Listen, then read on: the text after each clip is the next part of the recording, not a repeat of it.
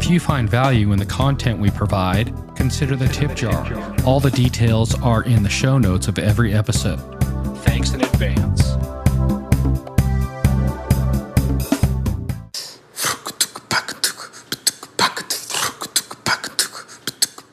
This has been an ACB community call.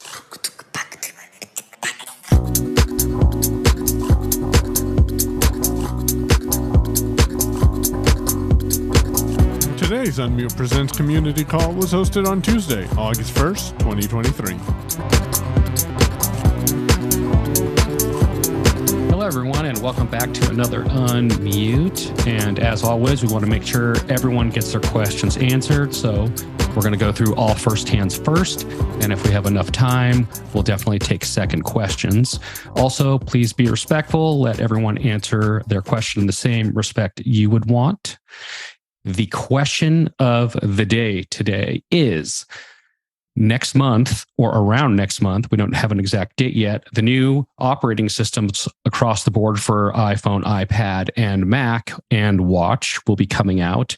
And what would you like to see? If there's a new feature that you could have added, what would it be? Or what would you like to see come to the new operating system, the new function, something fixed? It can really be anything. Just curious to see what everyone is thinking about. And with that, we have Michael Joyce with us. Say hello, Michael. Hi, everyone. And Michael Babcock. How's it going? What you got for us? It's going well. So first of all, I want to start out and remind people, hey, if you're getting value out of what we do with Unmute Presents and or the IA Cast, it really helps increase the reach of the podcast to other listeners. If you just take a couple of minutes and drop a quick review to let other people know whether you do like it or you think we ramble a little too much in the beginning. So definitely a way to improve the experience. And if you get a chance, go do that when you have some time. Yesterday, we published TW19 with Demasi and myself, and we sat down and talked a lot of different technology needs, one of which includes the VOIP.ms service. So if you're interested in that, then give that a listen. On Sunday, I shared an episode called Portable Preferences on the Mac, how to set those up. Full transparency, I seem to have encountered an issue, and it looks like in macOS 13.5, you may not be able to actually set up portable preferences. So I'd love to get some feedback if people are encountering that issue with 13.5, because I shared that with Allison Sheridan, and she wasn't able to follow those directions that I provided. And then I upgraded my Mac and realized I couldn't either. However, if you already have portable preferences created, it looks like you can load those with VoiceOver. On Saturday, we published IA Cast 188, which is a replay from a week prior. And that was called Router Recommendations. Demasi, Marty, Michael, me, and I believe, was Lynn there, Michael? I think it was just us. I think it may have just been us. We all sat down, talked about our router adventures, because most of us have had multiple different ecosystems and our experiences with those, and why you might want to look into something like a mesh router if you are interested. Friday finds, I talked about Braille on United Airline flights, ChatGPT coming to Android, and we also talked about accessibility laws that were published from the White House. On Thursday, Demasi and I sat down and talked about phishing and security email. And before that, we were on the Shell phone show, and we published setting ringtones on the Blind Shell Classic 2. So yeah, that is a quick recap of the content that we have. And actually, I kind of stumbled for a second because I lied. The Shell phone show, we published an in-depth explanation of the email client. So check that out. And that's what I got, Marty. All right. Sounds good. Thank you. So let's start answering some questions. We have a phone number starting in 614, ending in 304. Please unmute and tell us who you are. *6 will allow you to unmute. Let's go to the next person, and maybe our phone person can unmute while we're talking to Todd. Todd, go ahead, please. Can you guys hear me all right? Yep, Yes. We can hear you, Todd. How you doing? Fine. I want to ask you a quick question. Are you guys allowed to answer accessibility questions, even if they're not Windows related, like about cable boxes? Are you guys able to answer questions about that? Anything technology related, we can try and answer your question. All right. Do you know any cable boxes that have accessibility features or that do talking? Because I've heard about cable boxes that talk. And I think there's going to be two answers to this question. The first answer is contact your cable provider and let them know what you need. And a lot of times they have a box that will have accessibility features, whether that's you need the menu to talk or, like a voiceover type of thing, talking, on the menu, or you can speak into the box or the remote control and give it instructions on what you want it to do. Go to a certain channel, whatever the case may be. So I would first contact your cable provider and find out what they have to offer. And that's the first place to start. And the second thing is there are a couple of boxes that are out in the market called, one is the Roku. There's another one called the Apple TV. Both of those have accessibility features where they have text to speech. So it'll talk to you through the menus and the icons and all that kind of stuff. And then as well, you can speak into the remote control and it will take whatever you're giving it most of the time. So opening a channel or, perusing around, anything like that. So, and one thing with that too is those may not necessarily be cable boxes, but a lot of times, like I know Spectrum has a streaming a version of their cable service. So you could have it on Apple TV or the Roku or different things like that. I'm not sure of the accessibility of those apps, so that would be something you'd have to check, but or also YouTube TV. So you may not need an actual box with coax as long as you have a stable internet connection that can handle that as well. Thank you very much. I appreciate it. Yep, no problem. Ralph, All go right. ahead, please. All right. I have a question. Okay. This in reference to Microsoft Word. The setting, like when I'm doing the document in Microsoft Word using JAWS, and it tells me spelling error or grammatical error, and it verbalizes that. Is there a way to turn that off? Because I don't know where to look to find a way to turn it off. Is there a way to do that? There is, and I don't remember how to do that offhand, but if you give me a couple of minutes, I will see if I can find that, because you can turn those alerts off. You're using JAWS specifically or NVDA? JAWS. Okay. Yep. Give me a couple of minutes and I will look that up. Thank you. I appreciate it. Should we check our phone caller again? Phone number 614, ending in 304. You are still muted. If you'd unmute with *6, please. Hi, my name is Denise. Thank you. Hi, Denise. How are you doing today?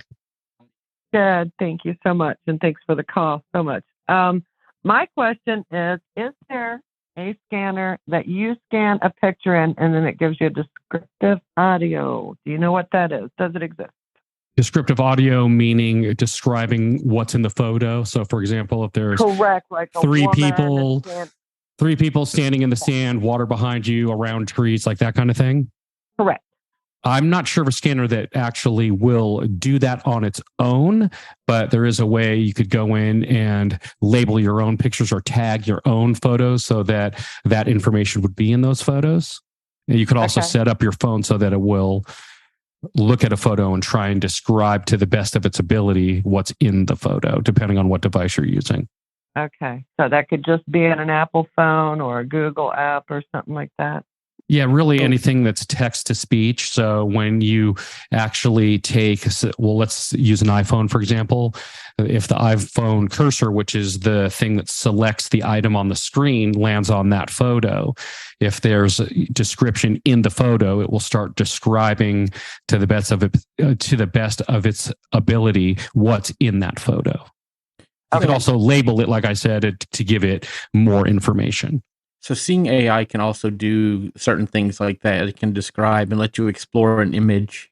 So I would check out Seeing AI's. I don't remember the mode in the app, but it does have image description capabilities as well. Awesome. Thank you very much. Yep, no problem. Good luck. Thank you. Next we have Diane. Diane, go ahead, please. Yeah, Good afternoon, everybody. All right, as far as changes that I would like to see in the new iOS version, there are a couple of screens. Well, one, I'm sure it still does this. Like if you go in to the password screen, and you have to log in or use your Face ID to get in there. There seems to be an edit button that you have to double tap in order to be able to see what the password is, that you created for a particular account.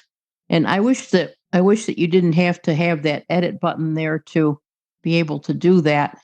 So that would be my change. And the question I have is, I've been seeing something at the top of my phone in the status area called a speech bar.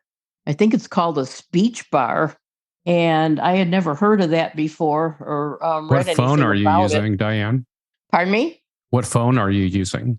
I'm using a 14 Pro.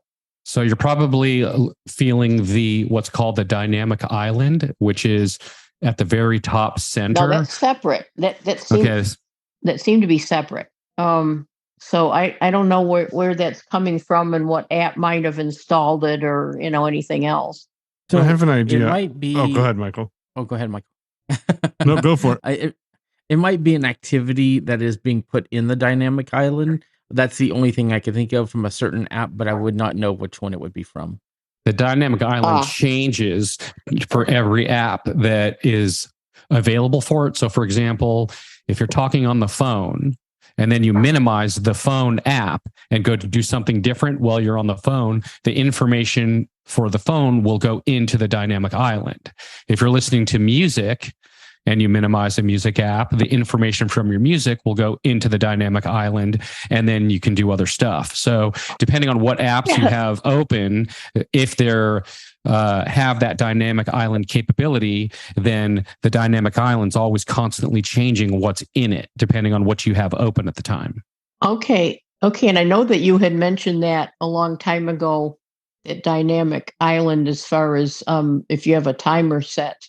Well, it's anything that's so.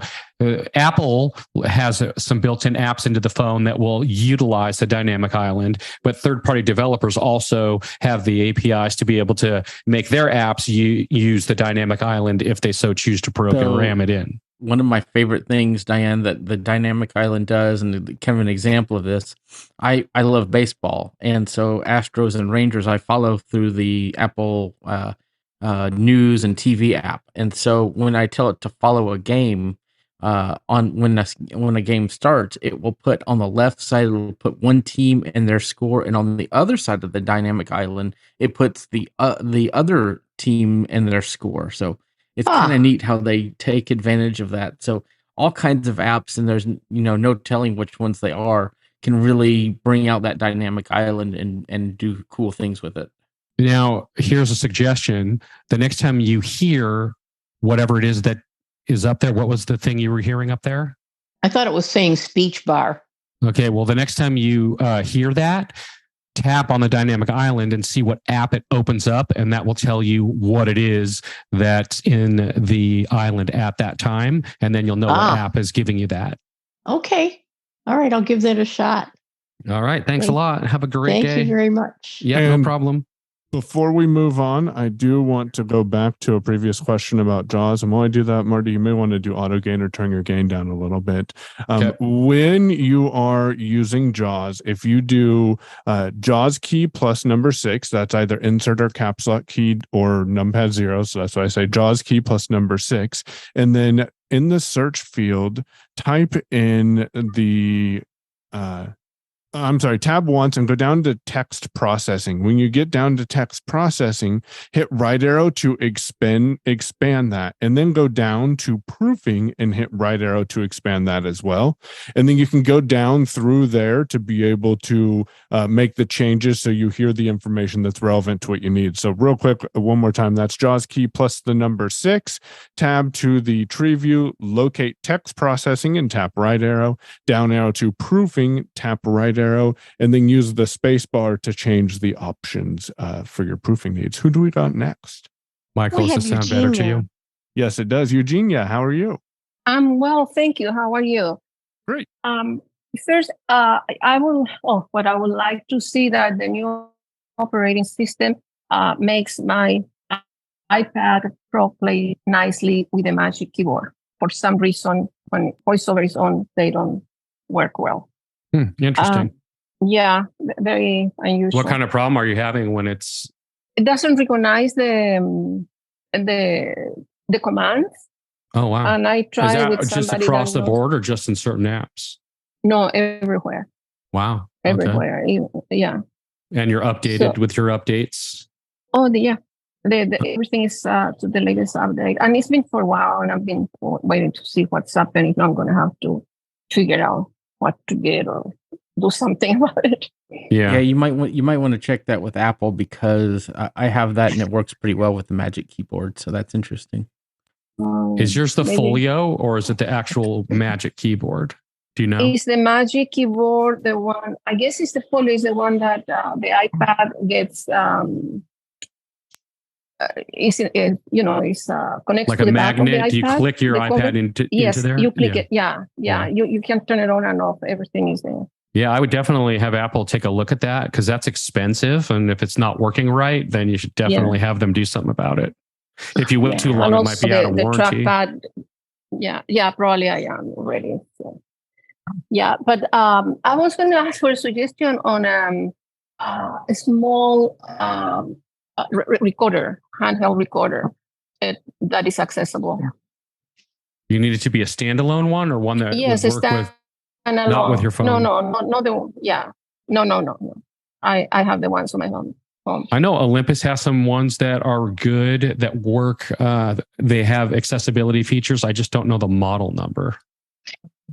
Okay. I knew a long time ago that Sony had one that they tell you they will have voice. Okay. And if I would take anyone a look else- at the Olympus. And if anyone else The has any Olympus? other suggestions, then they'll probably let us know. And yeah, the Olympus. I didn't know they still had some that are accessible, so that's good that I believe they do. I just, like Marty, don't remember the model numbers. Yeah, because the Victor Reader you can record there, but it's not. I was looking for something very tiny that you can carry. And which is the Victor Reader has the Bluetooth? So the Victor Reader 3 has Bluetooth, and the Victor Trek also has Bluetooth. Depending on how portable you want to go, a portable solution might be the PodTrack P4. It's not the smallest, but you can record directly to the PodTrack P4. You would need to provide an external microphone, but that could be an option for you as well. All right. Okay, I will check it out. Thank you so much. Have a great No day. worries. You too. Next, we have Beth. Beth, go ahead, please. Yeah. I was first going to suggest for iOS, definitely the direct touch when I play a blindfold game. When I open it to say blindfold bowling, it says direct touch, and then it doesn't let you play, and then you have to shut the app, shut the game down, shut it down, the app, and then open it. Yeah, and it will let you play. But, I've reported this, I don't know how many times, and they don't fix it, and it's annoying me. So, but then my question is, my computer, I can't even shut an app down. The Alt F4 does not shut it down. I'm thinking maybe my computer, maybe I need to get a new one sometime. But that's, yeah. Beth, is this a desktop or a laptop? This is a desktop. Okay, so I don't know about keyboards in Windows, but first of all, if Alt F4 isn't working, I recommend reaching out to the Microsoft Disability Answer Desk, because they'll be able to actually see what's going on. And if there's an error message when you press Alt F4, why it's not letting you close. The other suggestion that I have that may be a issue, and I give this as a secondary one because I don't know how much it impacts it. But if your keyboard has a function or FN key, you may need to hold that down dependent on the settings on your desktop. But my first step would be to call Microsoft Disability Answer Desk, especially before buying a new computer. Because if I remember right, you have a newer computer, don't you? New. What do you mean new where? Didn't you get your computer last year, or am I thinking of someone else? No, you must be thinking I think my computer's like about 5 years old. Okay. Well, I mean, I would still reach out to Microsoft Disability Answer Desk though and see if they're able to see something on the screen.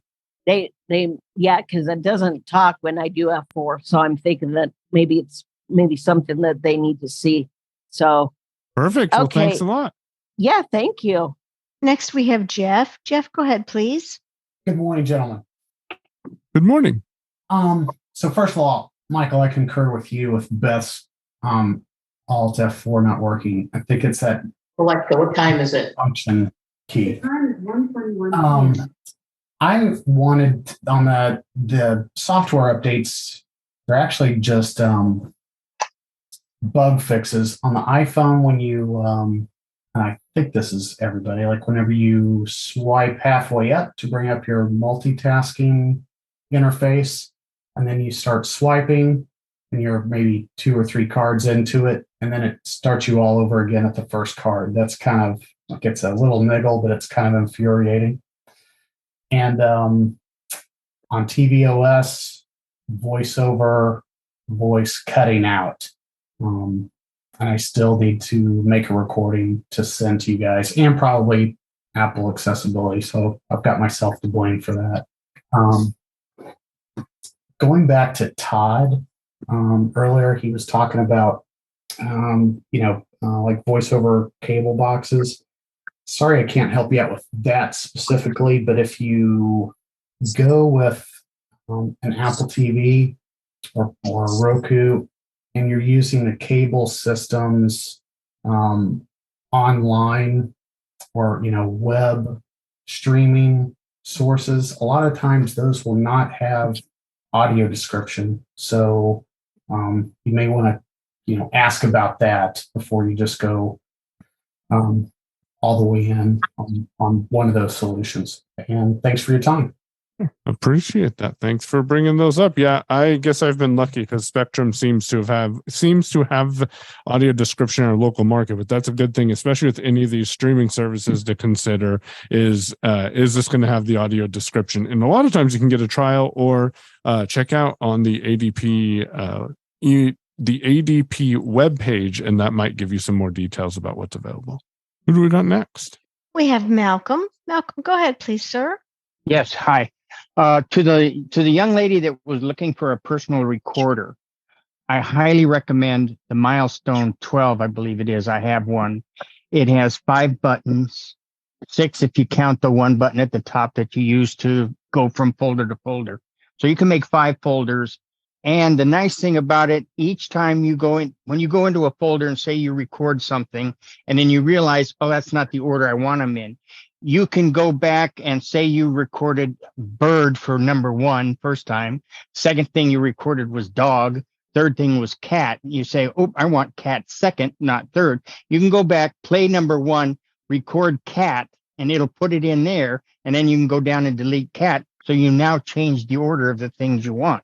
And I think that's a real nice feature to it, but it's a little bigger than a matchbook, if you know what a matchbook looks like, but a lot smaller than a pack of cigarettes. It's got a lanyard that goes around your head, your neck, and it hang down on your chest, and it's very, very accessible, and it's a great little item. I love mine. What's the quality of the audio? It's fantastic. It's got a volume button where you can make the volume up high or low. You can record for a long period of time. It's really good. The quality is good. It also has where you put in earplugs if you want, and a microphone to record from a microphone. And can you plug it into your computer and get all the files off if you need to?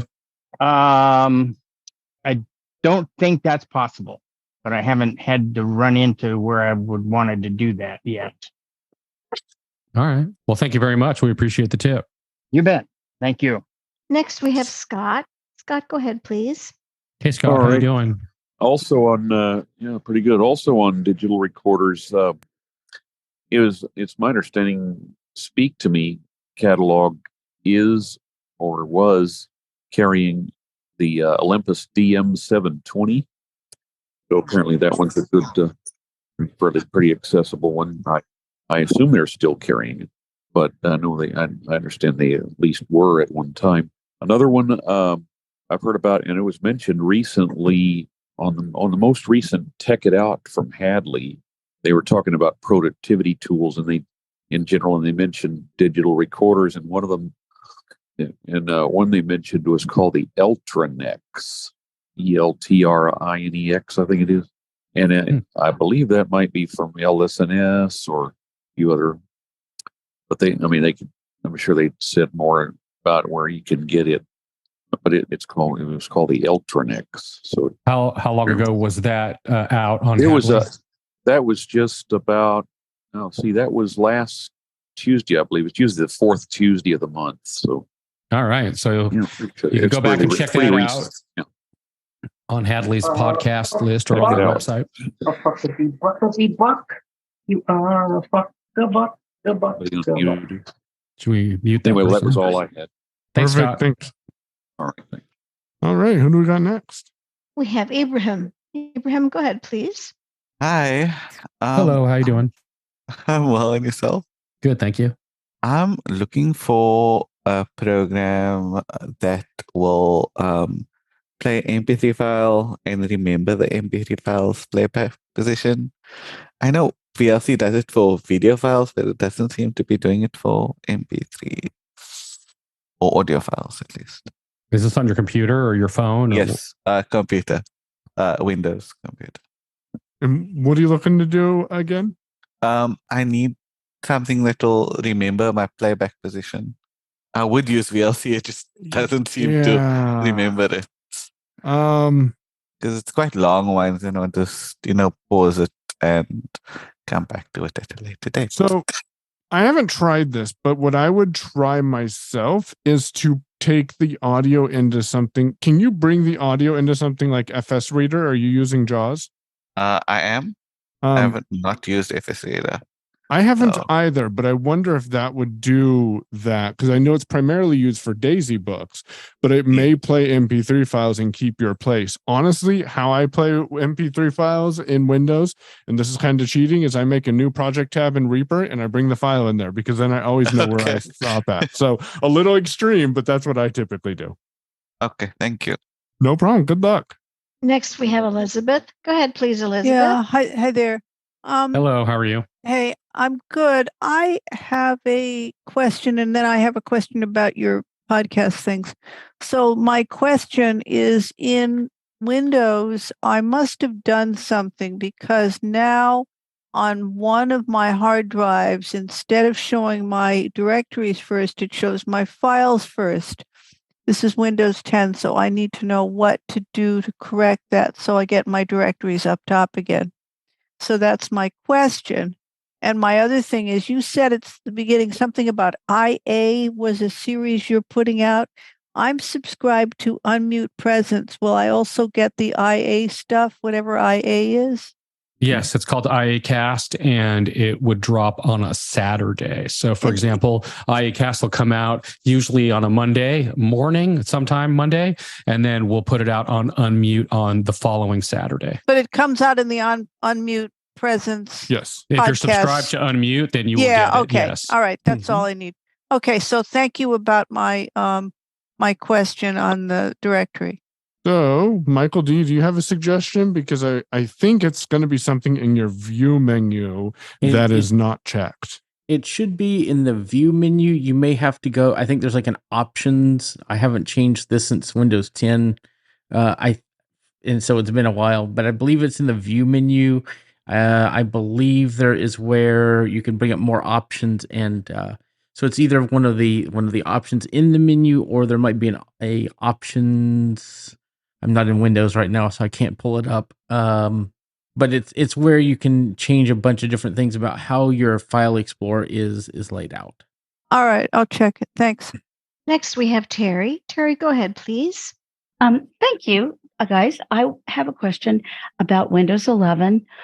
I in the past when I would open a folder, everything in Windows 10 was automatically sorted by name, and now Windows 11 thinks it's the best thing and the right thing and the only thing to do to sort by date. And I mean, I can obviously resort each file, but is there a way to somehow tell Windows 11 that I really want all my folders when I open them to be sorted by name rather than date? Thanks. So there is in Windows 11, and I believe this works in Windows 10 and Windows 11. If you are in your File Explorer and you're in your file list, if you press Tab, you'll go through all of the different parts of the window. And one of those areas is where you can use the left and right arrow to go between the different types of, like, if you're in a, if your view style is list view, then you'll have like name, date, and all those things. And I believe that if you're on the items, not on the actual files, but if you're on like where it says, if your JAWS or NVDA is like where it says name, date, and all those, where you could just arrow or go between those. If you press enter on one of those, it should bring it and sort it by that thing. Am I mistaken, Michael? Have you done that? I have not, but I am going to take a look at this because I am in Windows now as well. The power of the Mac. You gotta love parallels. So I'll play with that. And Terry, stay tuned and I'll see if I can figure out how to get this to work because I know the problem you're trying to solve. And I will see if I can get that figured out. Yeah, that's how I would have done it in Windows 10. It's just you're going to have to tab and use your arrow keys a bit to just get your focus where you need to be. Thank you. No problem. And Google's really pushing Bard right now, and I'm really getting mad at Google. Who do we got next? We have everyone has been through has talked, and we have Ibrahim again. Hey, Ibrahim. Hi. So on that question now about the sorting by what date or name, sorry. I know Windows 11 for me is groups by date and then sorts by name. So it's quite irritating. So I just changed that on my File Explorer. So if you Alt and I think go to the View tab, you'll see a sort, and then in that menu, groupings, and you switch that off. And then in your details, you tab to the name tab, and then sort by that. There you go. I usually prefer sorting by date, so that all my latest files are on top. Yep. Perfect. Well, thank you for that. And just to recap, that is if you go up to the view menu, and unfortunately, it looks like you can't do Alt V. At least I wasn't able to. So you have to hit the Alt key, then right arrow to V. It'll say, or right arrow to view. It'll say view collapsed, and press enter to be able to go in there and disable the group. All righty. Next, we have Beth. Beth, go ahead, please. Okay. Yeah, I don't know if you mentioned this or not, but I don't understand. Like, I tried to go into like on my iPhone and the settings and to make the touching not quite as sensitive, because on my phone it's like my hand jerks quite a sometimes, and I sometimes press a button that I don't want to press or double tap. So I'm wondering, like, what is it in the settings that I have to like turn off or on? And I was going to mention microspeak. I don't know if they have that in LSNS, but that's another digital recorder that now, because my hand jerks, I probably had a little bit of problem with the delete button, but that's a good thing if that woman who mentioned it wants to try it.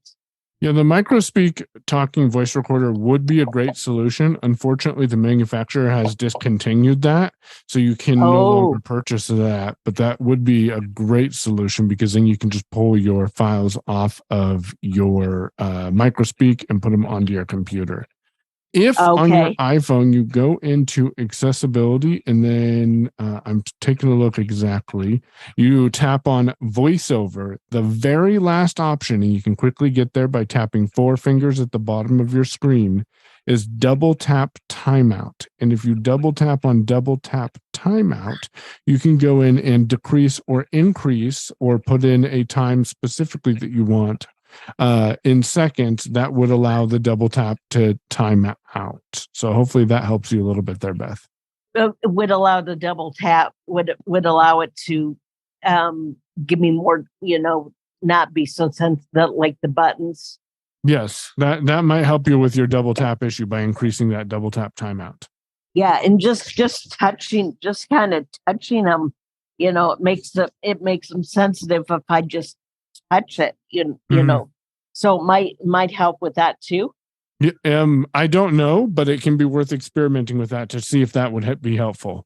Yeah, and just continuing that micro speak, maybe that's why I had such a problem. Maybe other people had problems too with the buttons.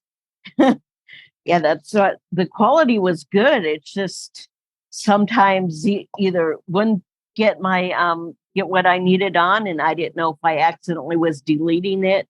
But yeah, that's interesting to know. Thank you. No problem, Beth. Next is Anicio. Go ahead, please, Anicio. Hi, good afternoon. This question is from Michael, I guess. Can you hear me? Yep. Okay, good, great. I am getting a MacBook Pro so I can learn how to better use the Mac and be able to teach it ultimately. But I would be interested in also installing Windows on it. And I believe, Michael, you did some program in the past where you tried something, and I'm wondering, or you do this yourself. I'm wondering if there's a simple way to do that, or how complicated is that to be able to have both operating systems? It's not too difficult. So I was able to get it running with Parallels on the Mac. And so what I'm doing is I use Parallels, and I would say that's the easiest. You do need to use a third-party tool called VOCR in order to use Parallels, because unfortunately the setup screen is not accessible, but I can just Command Tab right now from Zoom into Windows 11 and be in Windows 11. And there's a little bit of mental gymnastics you need to do with your fingers to be able to use Windows 11, because my Option key becomes my Alt key in Windows. So that does take a little bit to get used to, but that I think would be the easiest. And you might want to think about getting an external keyboard. That might be helpful to you. Mm-hmm. The VOCR is only needed for the setup, or you still need it afterwards? That app, third party. I would keep it afterwards, because if you want to make changes to your VMs and things like that, you definitely want to keep that around. And is Parallels an application that you purchase, or what is Yes, that? it's a yearly purchase. I recommend, if you're going to get Parallels, get the Parallels Pro, which is I believe around $100 a year. The Pro is $120. 120. Okay. Yep. What about the VOCR? Is that a purchase? That's a free application. Yeah, Okay. VOCR is free. And I use VOCR in more instances than just Parallels, especially when I encounter an app or a dialog that isn't accessible on the Mac. I can just hit Control Command W, and that takes a picture of the screen. And then I use my Control Command keys, arrow keys, to navigate like I'm using VoiceOver. And then when I hear something I want to click on, I just do the Control Option Shift Space, which will double click that item. Mm-hmm. And Michael, you did a podcast on this, right? In the past, I seem to recall. I may have. Steven did on Double Tap. He actually walks you through installing Windows on Parallels, and that's where I picked up a lot of that. So if you go to doubletaponline.com, I think, and just search for On Air. There you go. I knew that didn't sound right. Doubletaponair.com and search for Parallels. You should be able to find it. And Taylor Arndt on YouTube has done videos on using different VM technologies on the Mac.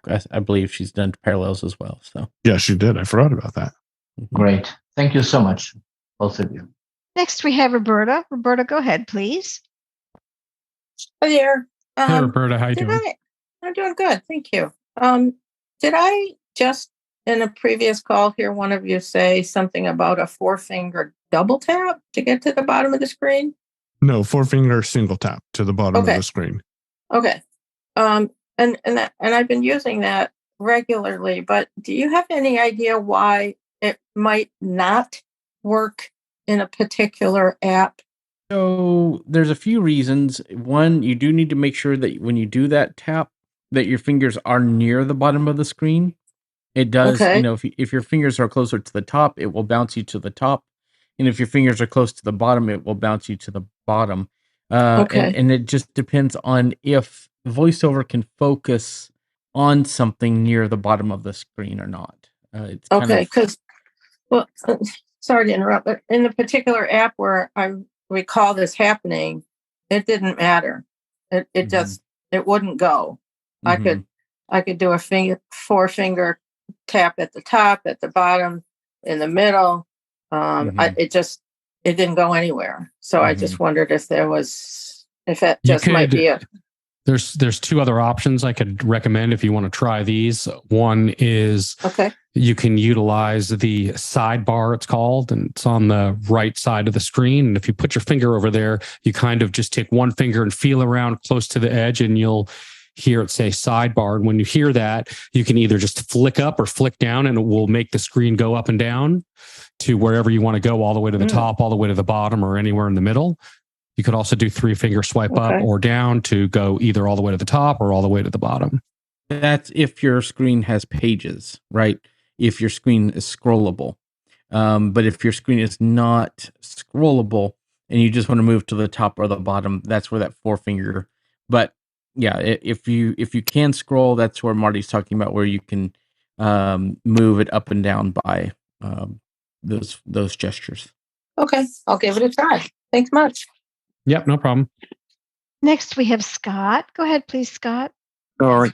One other recorder I did remember about that I'm pretty sure was mentioned in the recent Tech It Out was called the Wilson recorder. I don't know if you've ever heard of it, but something called Wilson. I don't know how many different models there are of it, but it is another digital voice recorder. Perfect. I have a little bit of experience with the Wilson. And that is another one that can be used. I don't believe if you have to get files off of it, I don't remember if that one allows you to get files off of it or not. So I don't know if that's important for that user, but thank you. I appreciate that. Next, we have Pam. Go ahead, please, Pam. Hello. Pardon me, I'm outside. It may get a little noisy. I have also had a little experience with a Wilson recorder, and it was not a good one. So that is not one I would recommend. Mine worked very briefly, and then it just quit working right in the middle of making a recording. And no, it was not full. I had cleared out everything. It just stopped working. And I called customer service and I emailed customer service. They were rude. They decided I was an idiot and didn't know what I was doing. Well, that might be true, but it sure didn't make my day and it didn't solve the problem. So I would not recommend that one. Good to know. Thank you for that, Pam. Appreciate you letting us know. Now, granted, that was a long time ago. That was probably 10 years ago. I don't even know if they still make those. Yeah, I'm not certain. And if they do, I have no experience with their customer service. And from personal experience, I will say customer service can change. So definitely explore that as you may need. So thank you, Pam. Appreciate that. Gotcha. Thanks. Marie is next. Marie, go ahead, please. I believe that sidebar to scroll on the iPhone, isn't it called the vertical scroll bar rather than sidebar? Depends what operating system you have. It kind of changes from one to the next. I think you're right. I've always heard it called the vertical scroll bar. Yeah. Yeah. Okay. That was it. Thank you, Marie. Appreciate that. Next, we have Elizabeth. Elizabeth, go ahead, please. Hi. I have a solid state hard drive, and the software that I have with it is Magician, and it is not accessible. My understanding of management software to run solid state hard drives is I could get something else to manage that hard drive, another kind of software. Am I accurate? And if so, what should I get instead of Magician that I can use? I can read the buttons on this. I just can't get to any of them. So is it just an external drive that you plug into your No, computer? no.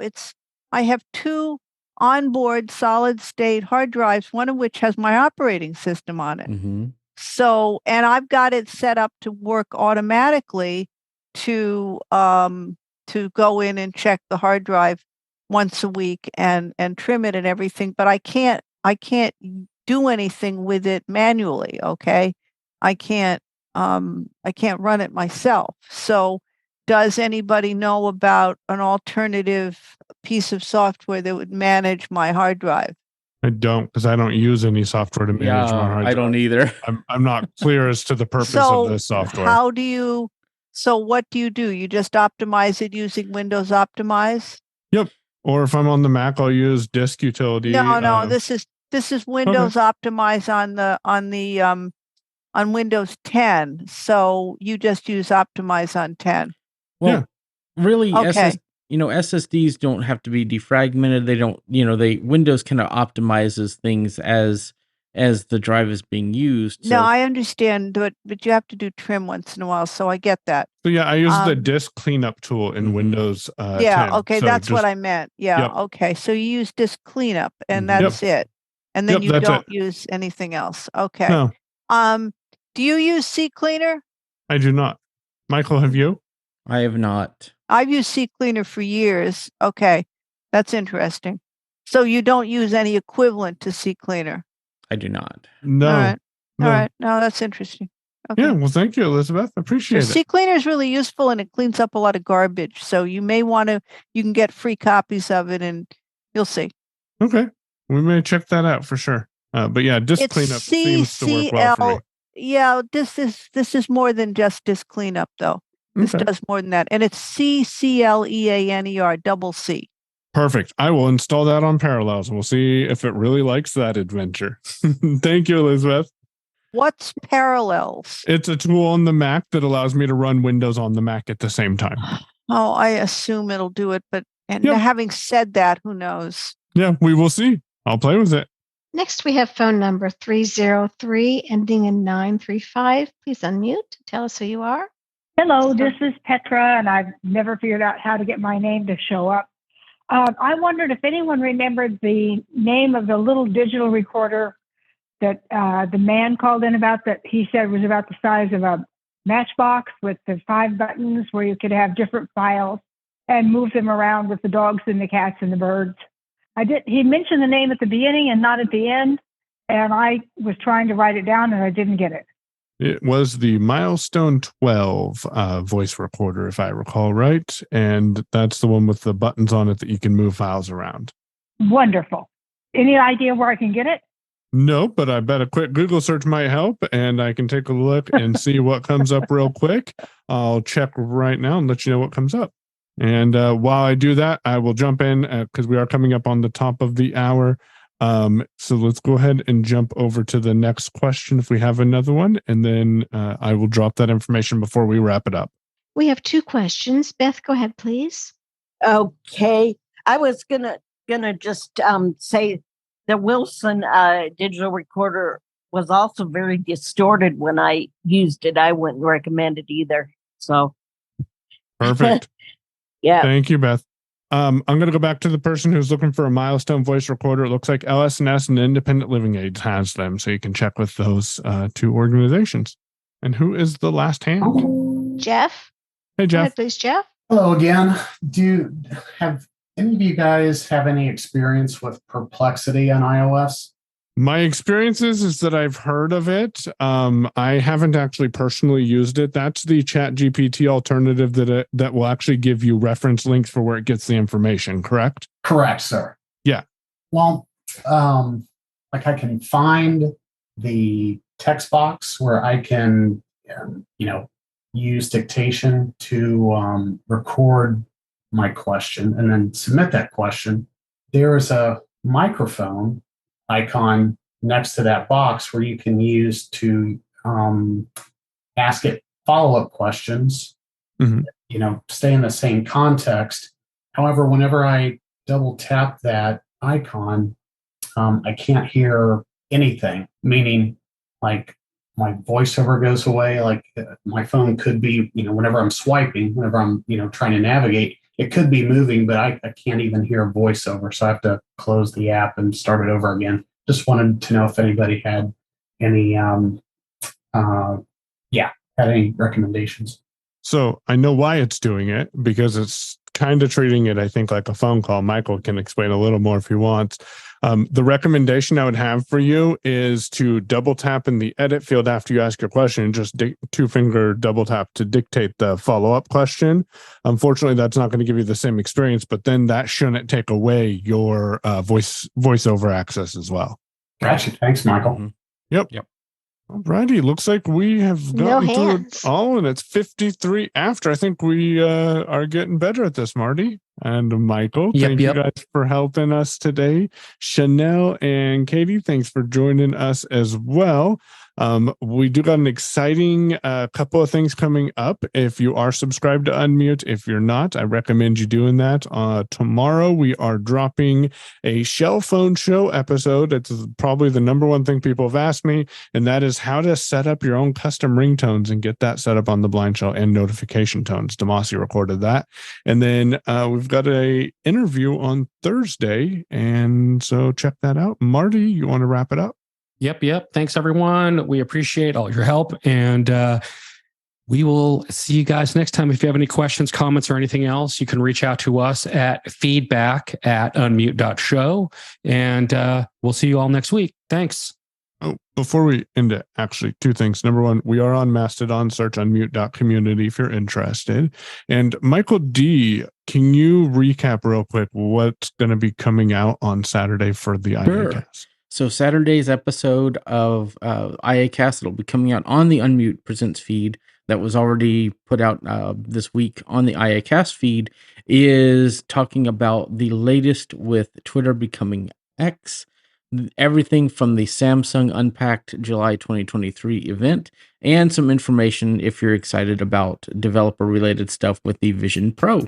So that's where we are on the IACast. Thanks a lot, Michael, and everyone have a great week.